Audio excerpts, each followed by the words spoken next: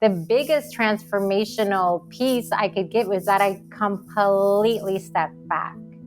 I was helicoptering, nervous, anxious, worried, stressed. And then I literally, like I moved out of the room, when, made sure it was safe, but I got out of his way physically and emotionally and let him be. I let him feel empowered. I let him feel like he's trusted, that now he can trust himself. When we helicopter parents, we tell the child, you can't trust yourself because I can't trust you. We don't know how to be quiet and thoughtless, and also we're parenting from a place in our heads. We're always scared and worried, but what if this, or if she doesn't do this, then she's going to do bad in school. And if she doesn't, we're thinking college when they're 3. And that's another reason why we can't be present, because we're so consumed by worry and fear and anguish that we can't just sit and be. What do strong-willed children want us to know?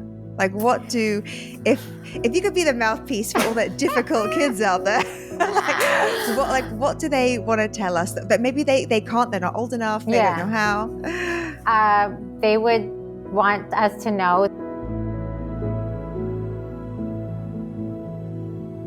Hey friend, I just wanted to thank you so much for stopping by and tuning into the podcast. It means the world to me. There are a lot of great podcasts out there, so it's truly an honor that you've decided to take the time out of your day to listen to mine. I'm really excited to bring on more and more inspirational guests for you. But before we get into it, I wanted to ask you a huge favor. If you're enjoying the show, would you please be so kind as to hit that subscribe button? I've noticed that over 98% of the people that watch our videos aren't subscribed, and subscribing really helps the algorithm put this episode in front of other people who it could help. And be sure to leave a comment sharing what most connects with you. So much love.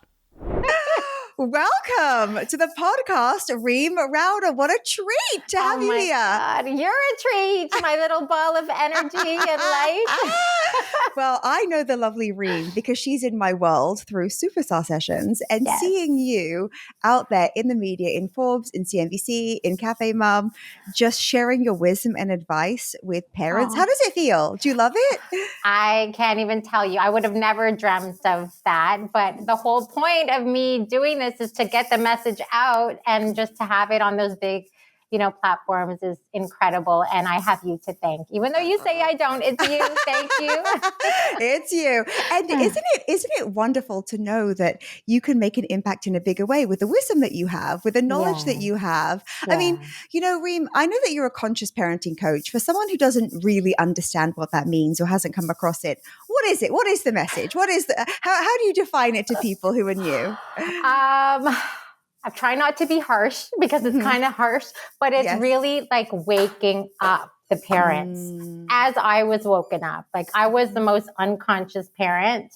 We all are. We're asleep until we wake up. And I was asleep and doing all the wrong things and being crazy. And then I woke up, and the change, the benefit, the saving the relationship with my child, the transformation in the behavior, my stress level went from here to here.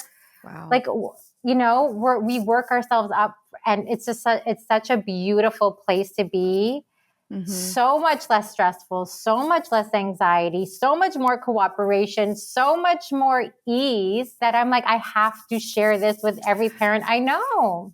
I know that feeling. It's like, I've got the magic tricks here. Guys, you need it. You need to get in on this. I feel the same way about ease. I think it's the same. It's like, gosh, everyone's just stressed out about everything. You think that every small thing is a disaster. And I'm like, no wonder everyone feels so unhealthy and they feel so anxious all the time. There is another way. Yeah, especially parents too, because our hearts are out of. So forget it. It's like on another level. So, Reem, one thing that I've noticed from your work, from your media actually, is you speak a lot about the strong-willed child. Yeah. Is that a nice way? Because I would say that I was strong-willed, but my parents would have said difficult. They would have said difficult or difficult. They would actually both say, and my parents weren't even friends, but they agreed on this, Oh. that if I could be like my sister, their lives would be so much better. Oh. I know, poor Oh. me. But they were, my sister was just kind of just more obedient, more, Yeah. didn't really have like many breakout tantrums or, well, she internalized a lot more. I just put it out there. And so tell us, what does it even mean to be how do you know if you've got a strong-willed child? Yeah, well, you just gave me goosebumps because that's kind of the myth around it. Like, I wish I was strong-willed. I'm jealous of my strong-willed son. So jealous because actually it's such a positive thing. You are so determined, you are autonomous, you are persistent, you know what you want, you are grounded in who you are, you're intense.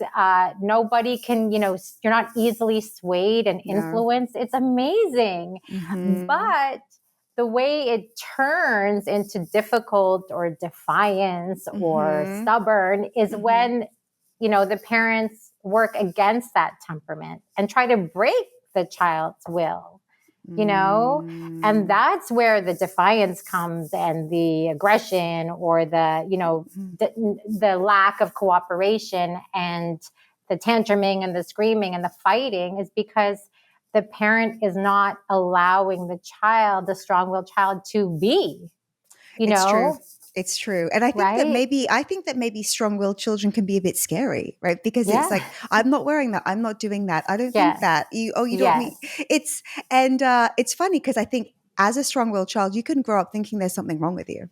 Yeah, because you keep being told, to be against your nature, right? That it's too much to handle. You're too much to handle this way. You're not compliant, right? You're not obedient. And we actually don't want our children to be obedient. Oh, we don't? We don't. No, that's the worst thing. Actually, I became uber obedient and it's ruined my life. And so I've made so many horrible decisions because I've had that, I'm scared not to obey. So I've obeyed all of the wrong people, Oh, yes. Okay. There's so much here, Reem. Okay. So being a strong-willed child, would you just define it as someone who just knows themselves and isn't compromising? Yes. Would that be fair? Yeah. And strong-willed children are met with disdain. They just, I can speak, or at least for my generation, I'm sure, and you can almost understand a parent wants an easy life, right? We don't we just want, please just do this. Please just, just behave. Please, Yes. And so the child's stressed out because they're not being accepted. The parent's stressed out because they can't control the will of a child. But when you think about a strong-willed adult, that's often a leader, right? It's somebody who's making strides. And I'm so happy I've got such a big will now to do stuff. Yes. But it's funny because I think that part of me still thinks, oh, is it okay that I'm like this? Is it a bit much? Like, is it? Because I feel like, let's go fast now. But that wasn't encouraged, because I think it feels threatening, like to a parent. And that's exactly why you're doubtful of yourself. Because of the feedback you got and that you weren't embraced for that strong will. So that's why you're doubting yourself now. But it's such a I wish I had that. It's such an empowering, yourself. You don't worry. You don't need other people's approval. You're a go-getter. That's amazing. We should all, thrive to be like that, strive to be like that. So that's like, voices are still in your head, maybe. Right? Oh my gosh. Yeah, I've done a lot of work on this. Yeah. So Reem, how did you get, why is this almost your specialty? Or how did you come around to this being an area that you love to talk about and teach on? My son.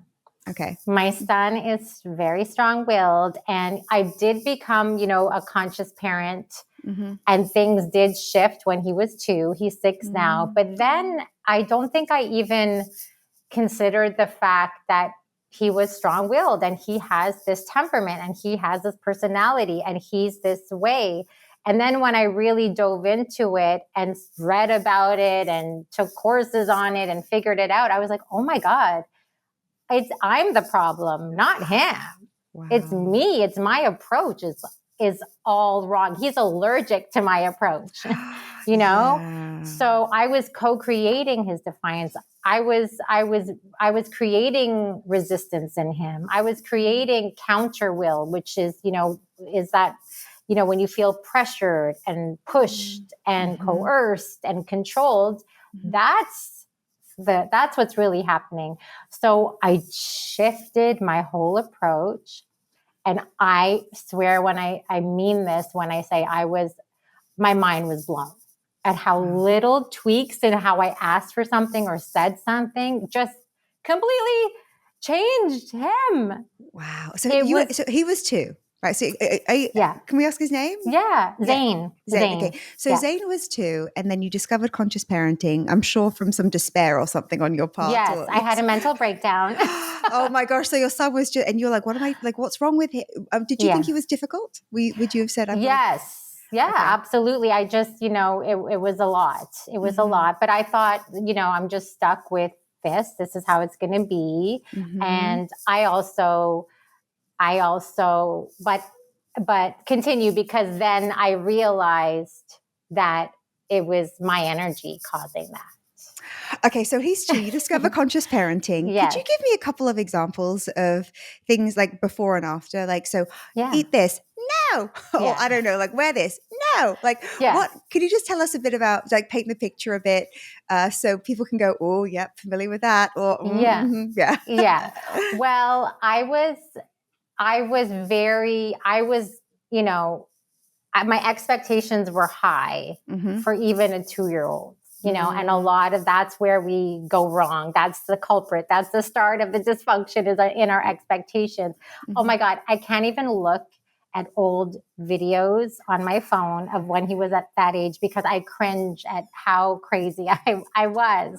Like, him spilling fruit when he was, 1.5. I'm like, you're going to clean that up. And like thinking like he's doing it on purpose, it's just this, it's crazy. But, so he was just, always in fight mode with me, but it was because he was fighting my control. So the biggest thing I did, the biggest transformational piece I could get, was that I completely stepped back. I was helicoptering, nervous, anxious, worried, stressed. And then I literally, like, I moved out of the room, when, made sure it was safe, but I got out of his way physically and emotionally and let him be. I let him feel empowered. I let him feel like he's trusted, that now he can trust himself. When we helicopter parents, we tell the child, you can't trust yourself because I can't trust you. Right? So I was like, oh my gosh, I'm doing this all wrong. And then I just gave him space, and I allowed him to make mistakes. I allowed him to make messes. I allowed him to figure things out. I didn't talk as much. I literally, I learned that from Dr. Shefali. She says, go on a verbal detox. I stopped talking every 5 seconds and teaching and explaining. And I just really stepped back and let him be.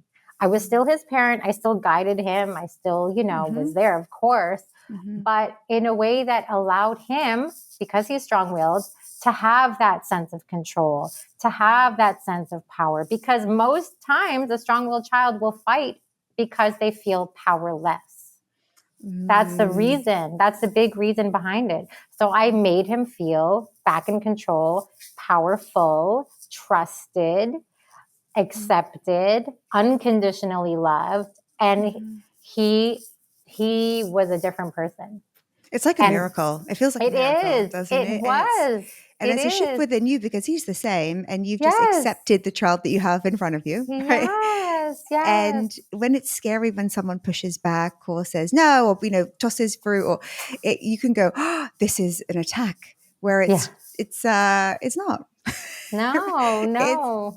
So when you discovered this work, you started separating yourself, speaking less. How did your relationship shift? Because I could imagine, I think the one way that we can really love, I think the best, biggest, most honest way we can love people is just really letting them be themselves, right? Even if we don't like it, even if we don't agree, even if we worry about it maybe on some level, just, hey, you be you, perfectly you, with all of your quirks, with all. How did your relationship shift? How did it feel in your home?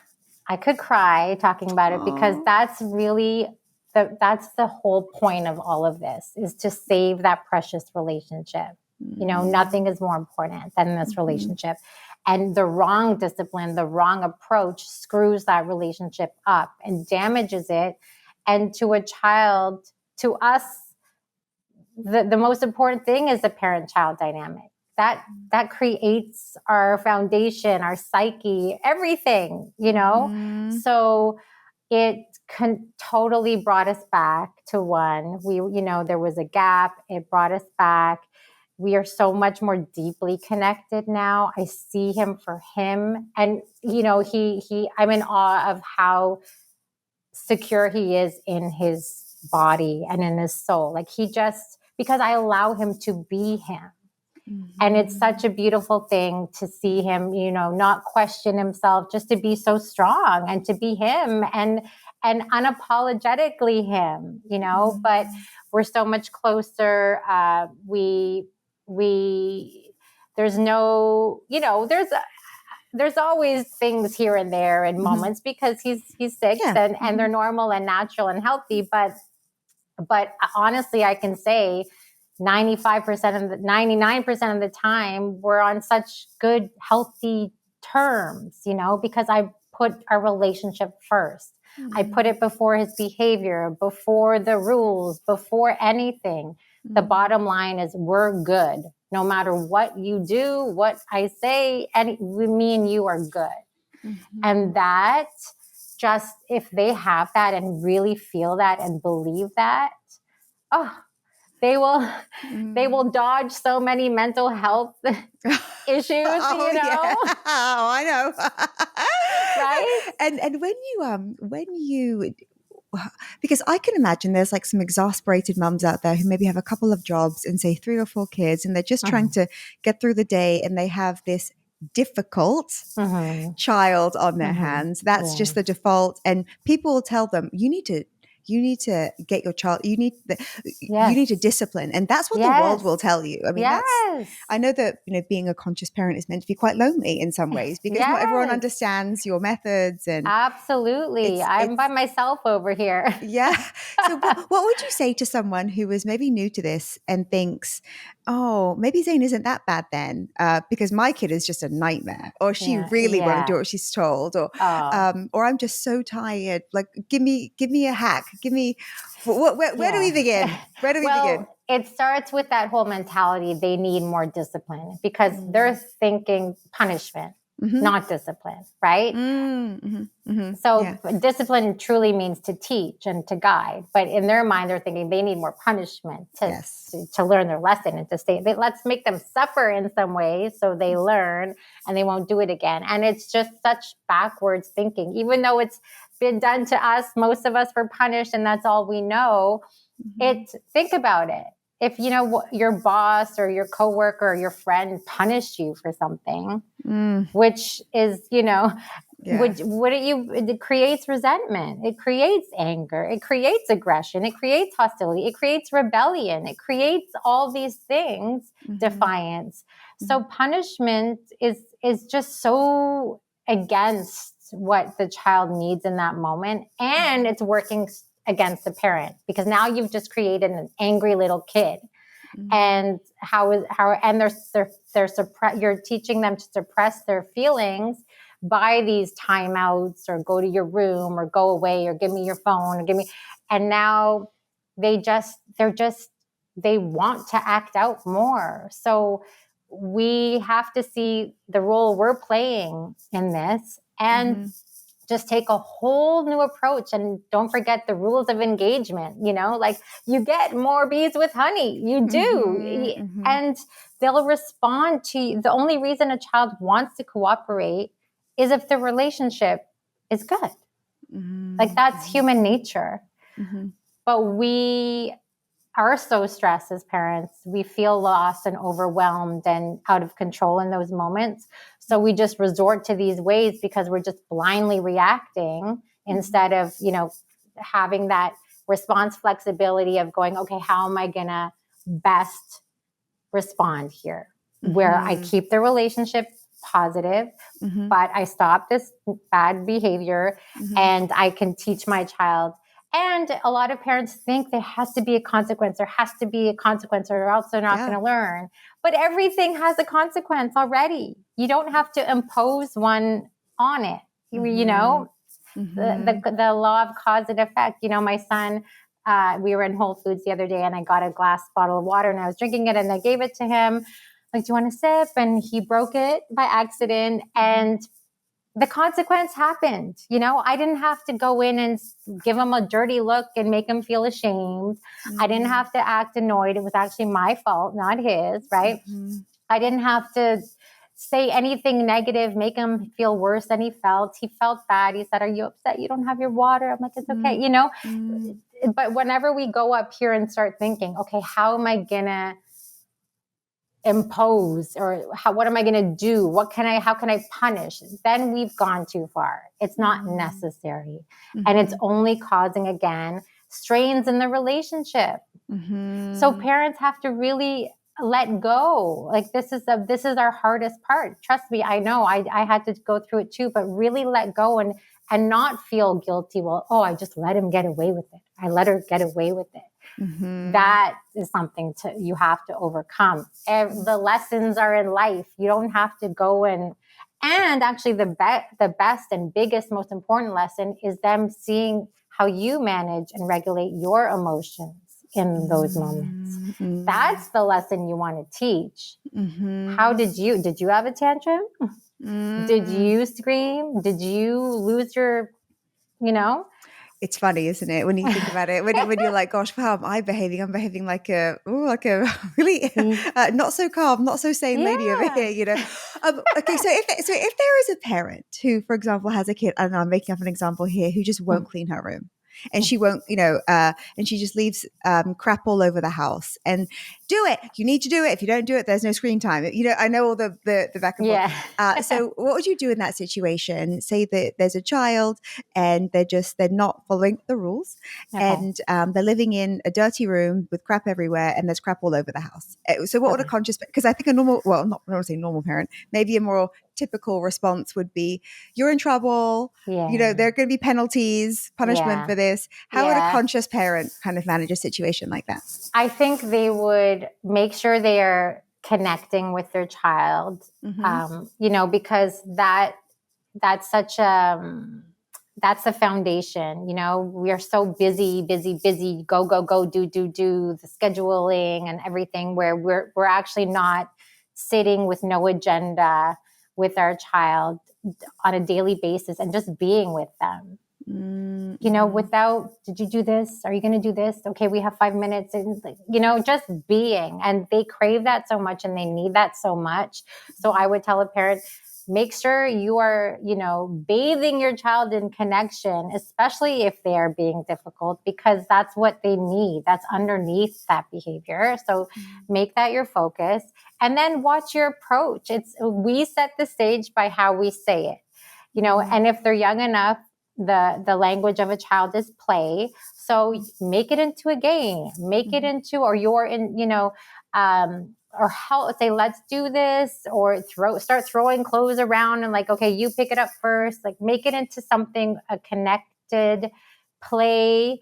But also just the tone is so important, and I always tell parents, like, instead of like, you have to, like, strong-willed children don't like those words, you have to. No. Right? No.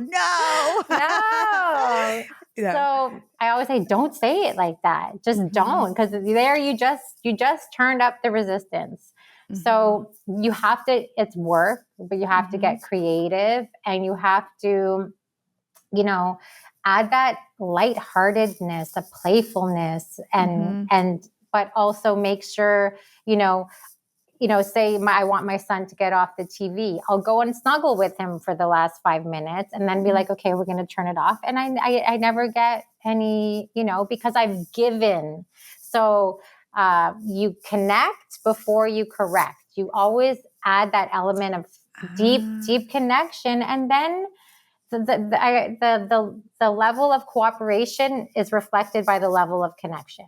If there's a lot of connection, you'll get cooperation. If there's no connection, you're not going to get any. So this has to be the focus of the parent, not just the sheer behavior, the connection level, the relationship, the health of the relationship. And that's actually all we need to focus on is that. The rest just falls into place when that is strong. Do you think that a lot of parents don't is it a matter of, I don't have time to just sit and listen to my kid? Or do you think that we don't know how to do that? Do you think that parents think, what do we just do? Sit here and look at each other? Shouldn't you be at ballet? Shouldn't you be playing the piano? Shouldn't you be learning Chinese? Yes. So do you think that that's even a bit of a lost art, just the beingness of families? Absolutely. That's a big thing. That's why, when I had my breakdown, the first thing that even led me to this whole work was I started meditating and learned how to become present and learned how to be in the moment and learned to watch my thoughts and know that I am not my thoughts. I am not my thoughts. They come and I decide if I want to jump on that fast train or not. It's up to me. So yes, we are too busy, but also most of us don't know how to just be. We are so on the go. We don't even know how to mind our own minds. We don't know how to be quiet and thoughtless, and also we're parenting from a place in our heads. We're always scared and worried. But what if this, or if she doesn't do this, then she's going to do bad in school. And if she doesn't, we're thinking college when they're 3. And that's another reason why we can't be present, because we're so consumed by worry and fear and anguish that we can't just sit and be, One thing I do with my son, it's a ritual. It just happened. But, every time he gets out of the shower, I wrap him up in a big towel and we sit on the floor for 10, 15 minutes, sometimes without a word being said. And we just sit in silence, holding each other. And I know that that's such a priceless moment, and I don't rush it. Anything else doesn't matter. And just that time is so meaningful and makes such a difference. It feels really luxurious, and number one, it's free, right? But it's it feels like a luxurious thing. I mean, for a child to receive that, it's almost, it's like if ever I notice a really good patient parent who's just really there for their kids, I feel this pang of envy, oh, that kid's so lucky.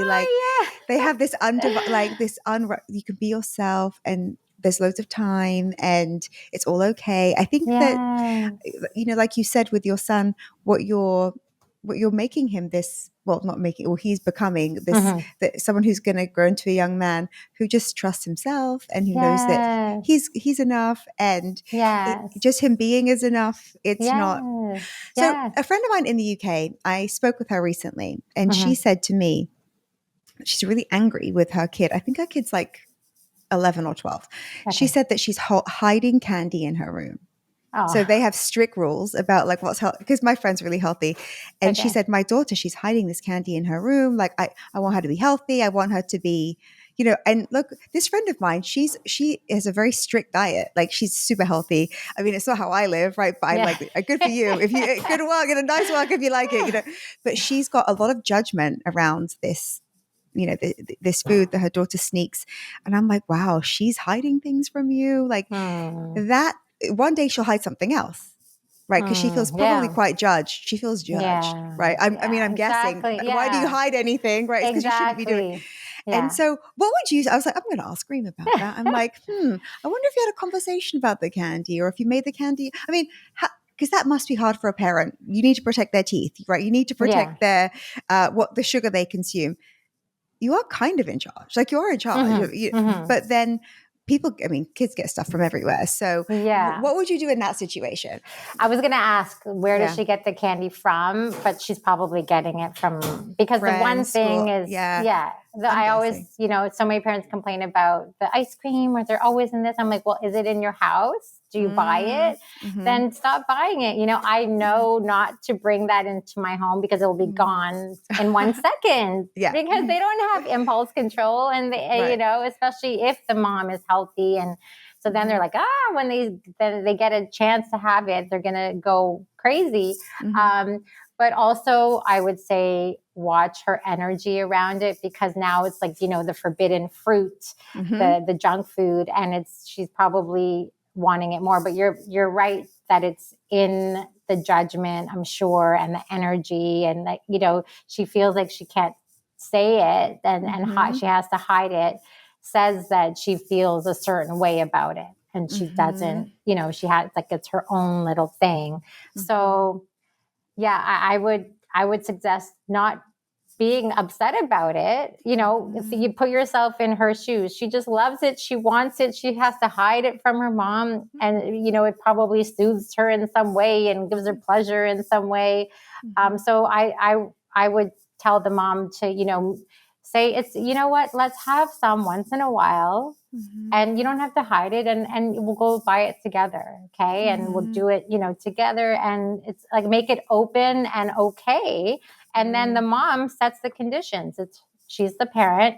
So she decides how often, but if she starts offering it once in a while, she'll be less likely to hide and think it's, make it a bad thing. Right. Yes. And truly, I think the more we hide anything, the more exciting it is. And the more, that there's a whole, just how our minds are. But I think if you hide something now because you're afraid of judgment, and you're doing something wrong, so to speak, when you take the wrongness out of something, or you're willing to just bring it to light and go, hey, I found your, Cadbury or whatever.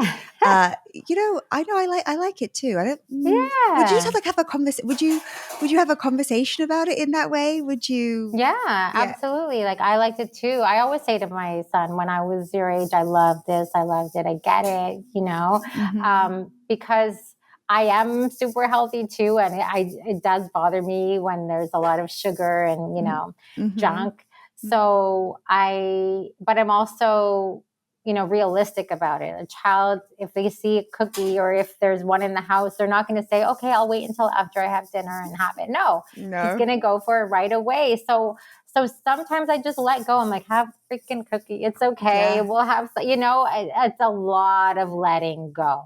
A lot.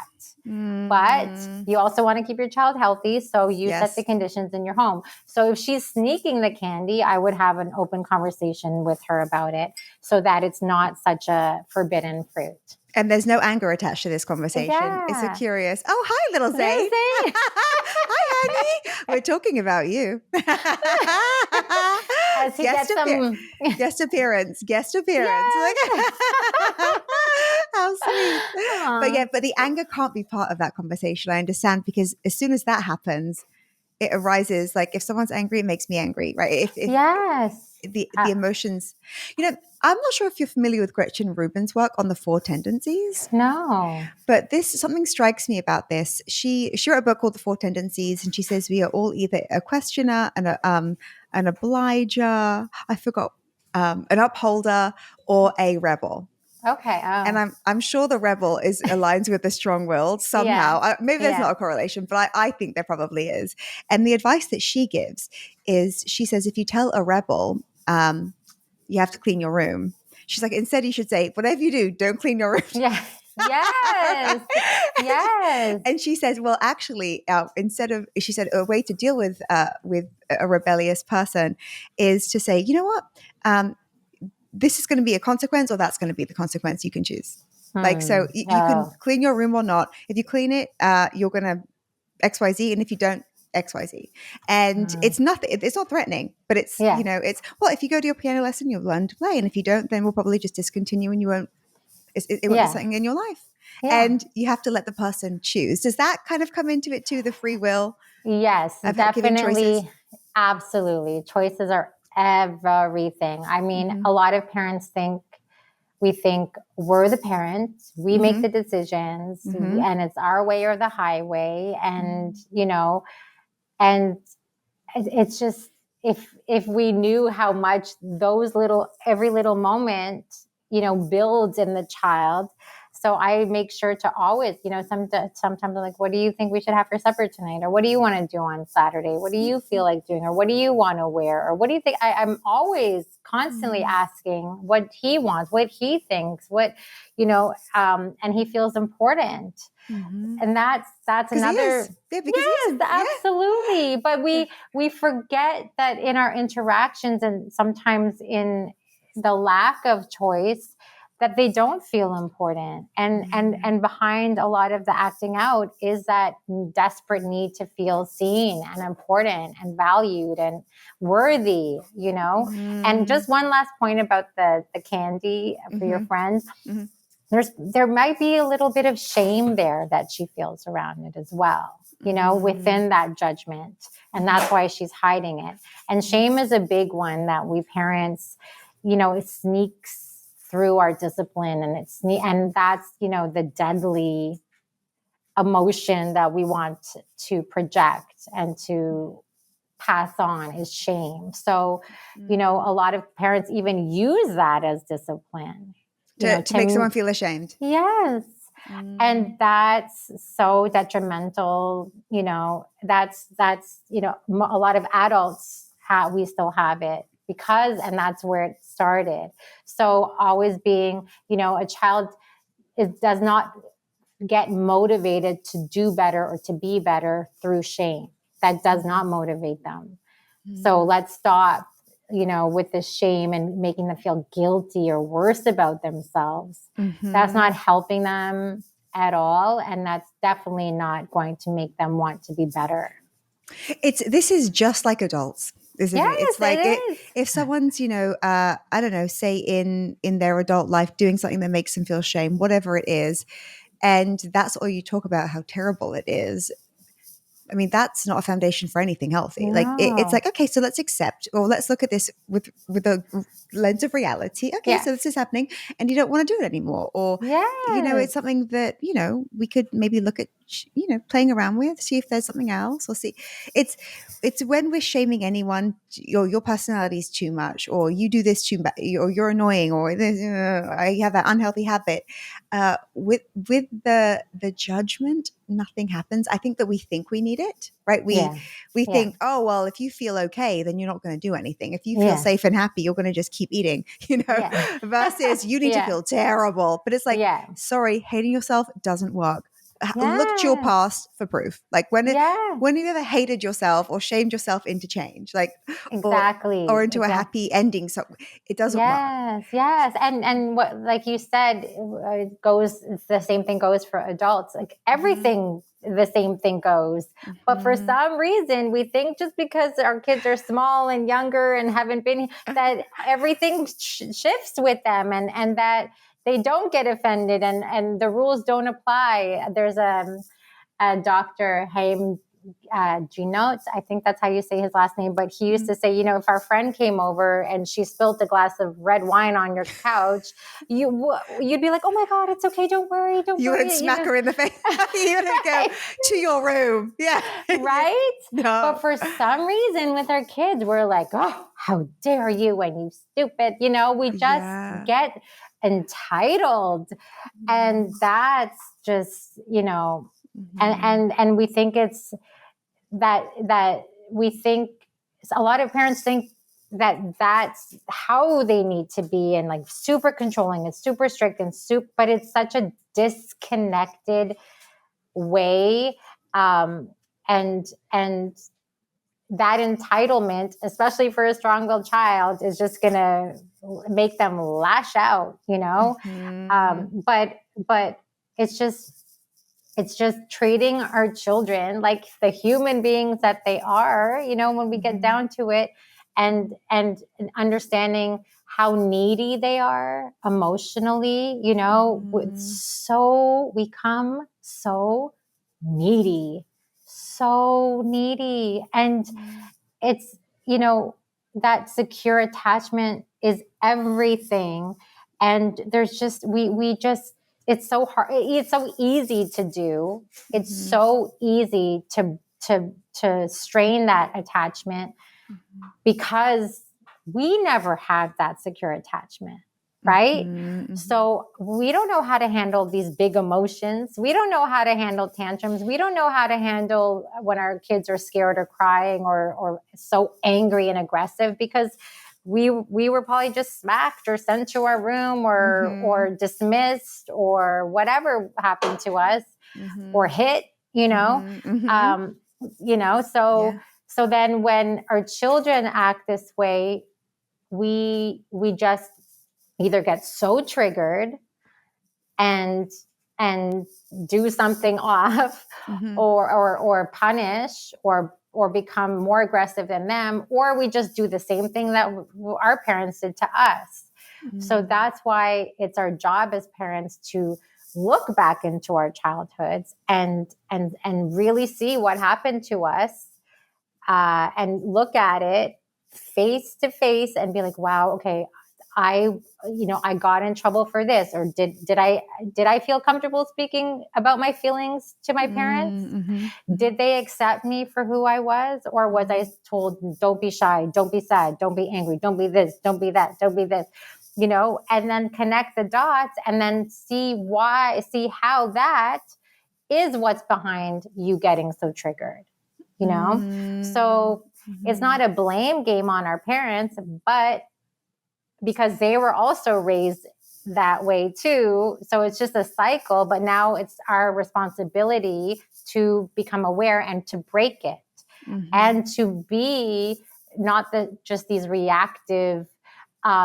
emotionally immature parents, right? Which I was, but to actually, ignite your adult self and be that sturdy parent that our kids so desperately need us to be. So Reem, before and after you've done this work on yourself, before and after your breakdown, before and after you learning so much, just say your son's having a tantrum in a Target before and then a tantrum after. Can you just would you go, okay, so before I'd be like, oh, we're getting to the car, dragging him, like what? And then can you, I would just love to, and then how would you handle it now? Would you go, okay, well, here we are. Yeah. Like, I'm so curious. Well, actually we had one about a month ago. Okay. But before I would care what other people would think. I would be embarrassed and I would be like, stop it. Like I would probably shame him or like, you're embarrassing me, or let's go. Maybe I would get, drag him. I don't know. Thank God I haven't had that happen, but the old me, would freak out. And I would get so consumed and he would be totally escalated, by the way. I would not de-escalate him by any means.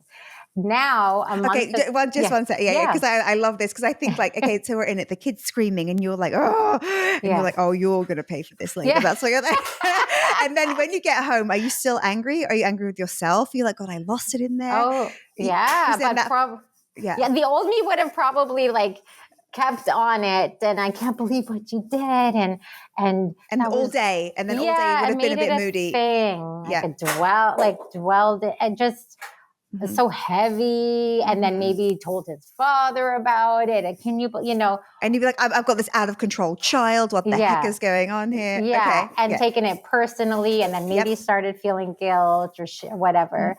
But a month ago. Yeah, tell us.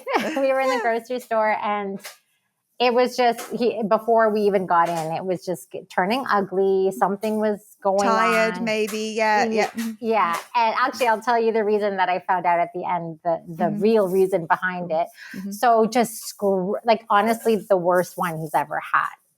Screaming, crying, trying to kill me with the cart and like not letting me go and everything. And I really needed to get maybe I would have left. I don't know, but I just needed to get a few things. But he was extremely loud, extremely chaotic. So what I did, number one, is I completely turned off the outside world.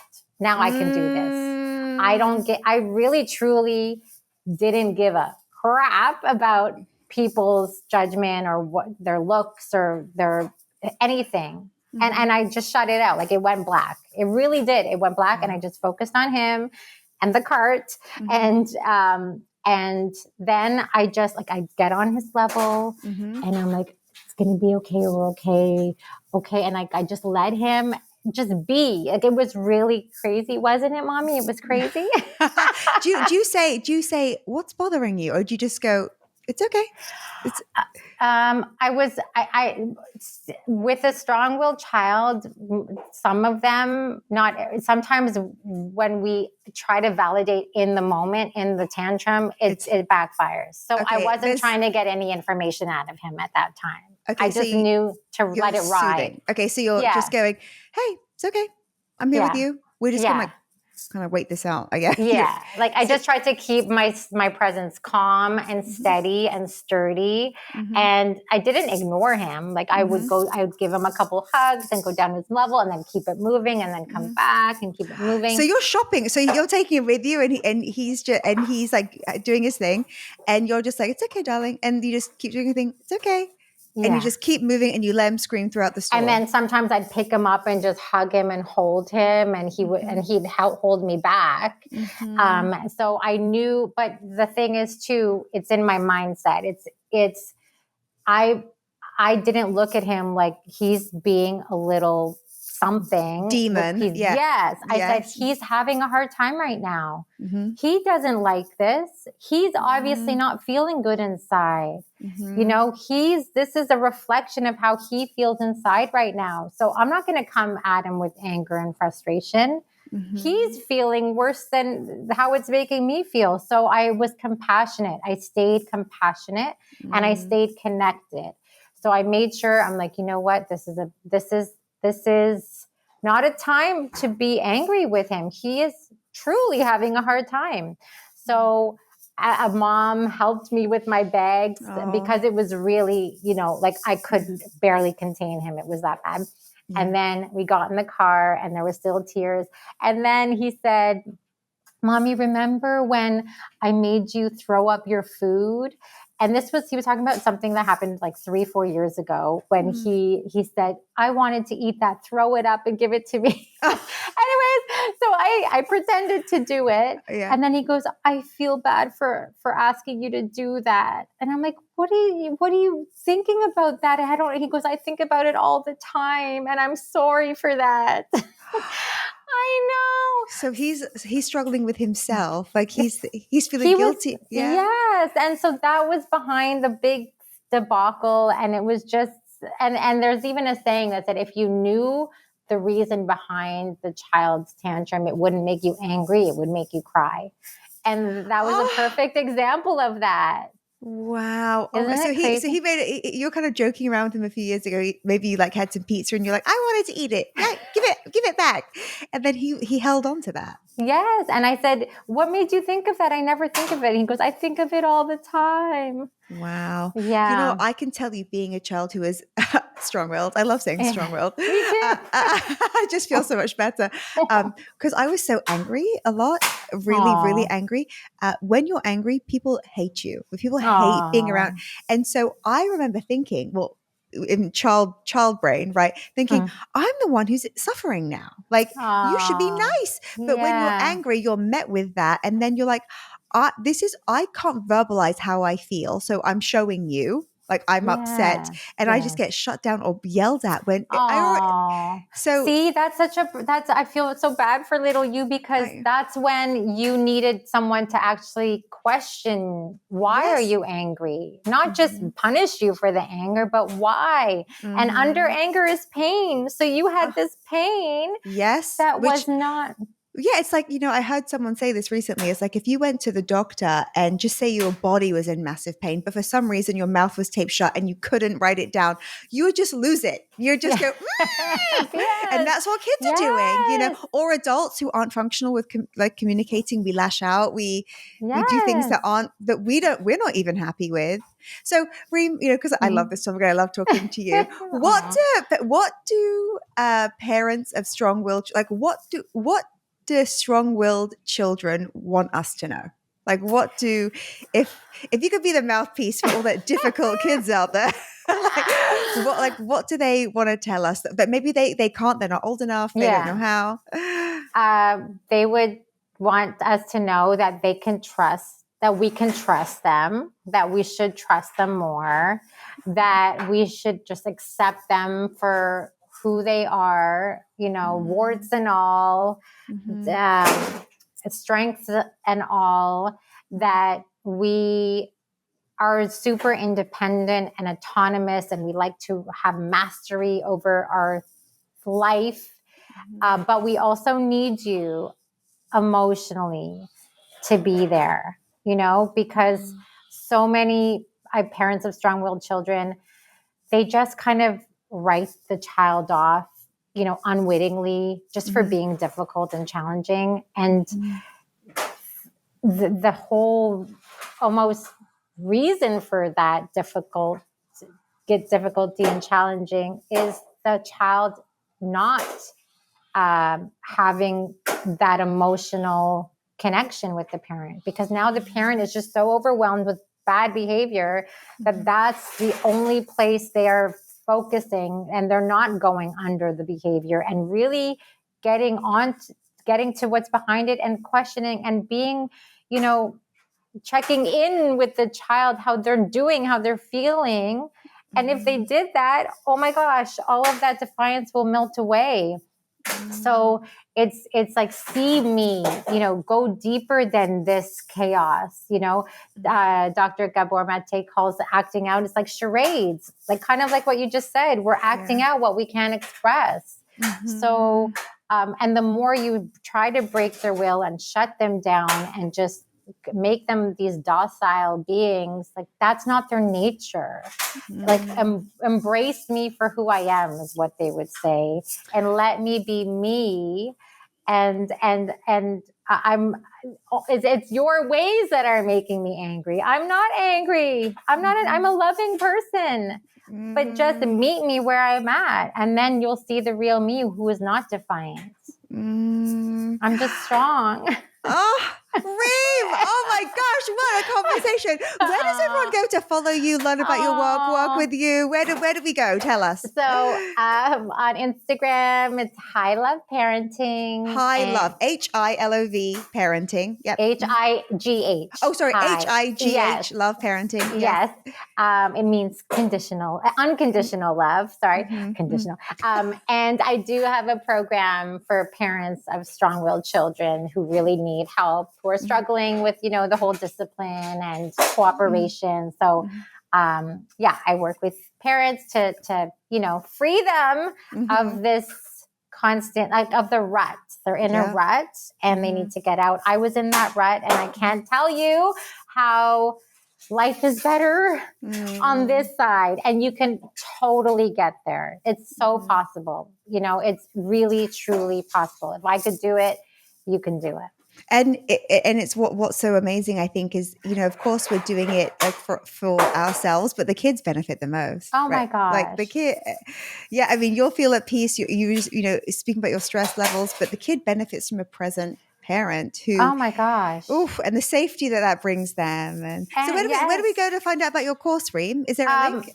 So there's a link on, if you go to my website, highloveparenting.com. If you go to my Instagram, there's the link in my bio. Awesome. We'll include it here too in the show notes. Oh, thank you so much. And I just want to say one more thing, that strong-willed children who are disciplined in the wrong way, and who are met with in the wrong way and dealt with in the wrong way, it's not to scare parents, but like, it's just not a pretty outcome, because there's so much anxiety right now with kids, and like there's depression, and there's more aggression, and it's just we want to get it back in control. The younger they are, the earlier we can, so that they can thrive. Like, we want to make their environment one that they can thrive in. And absolutely, their mental health is at stake. It's really important to start approaching them in the way that they need. Absolutely. It benefits the child